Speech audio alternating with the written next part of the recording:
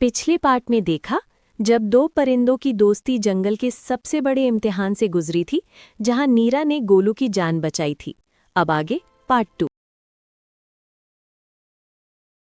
तूफान के बाद सब शांत हो गया था। बरगद फिर से खड़ा था, नदी फिर से बह रही थी, पर कुछ बदल चुका था। गोलुआ पहले जैसा नहीं रहा। वो हर दिन डाल पर बैठकर नीचे देखता, नीरा से बातें करता, पर उसके मन में एक डर बस गया था। अगर फिर से तूफान आया, अगर मैं फिर गिर गया, ये सवाल उसे चैन नहीं लेने देते थे। नीरा ये सब महसूस कर रही थी, मगर वो जानती थी डर से दोस्ती छोटी हो जाती है। कुछ दिन बाद जंगल में हलचल हुई। इंसानों की आवाज़ें, कुल्हाड़ियों की खनक, बरगद को काटने की तैयारी हो रही थी। गोलू घबरा गया। अगर ये पेड़ चला गया तो हमारी दोस्ती भी चली जाएगी, वो बुदबुदाया।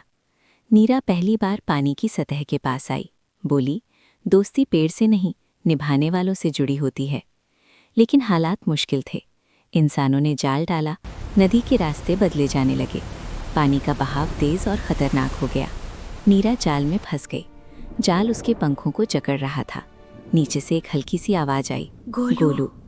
इस बार नीरा नहीं बचा सकती थी। अब बारी गोलू की थी। गोलू ने डर को पीछे छोड़ा। वो डाल से उतरा, जड़ों के सहारे नीचे फिसला और पहली बार उसने पानी में छलांग लगाई। पानी ठंडा था, तेज था, डरावना था, लेकिन गोलू रुका नहीं। उसने पत्थरों से जाल को खींचा, दांतों से रस्सी कुतरी और नीरा आज़ाद हो गई। दोनों कुछ पल चुप रहे। फिर नीरा बोली, अब हम बराबर हैं। इंसान चले गए, बरगद बच गया, नदी ने फिर रास्ता पा लिया। अब गोलू सिर्फ ऊपर नहीं रहता, वो कभी कभी जड़ों तक आता है।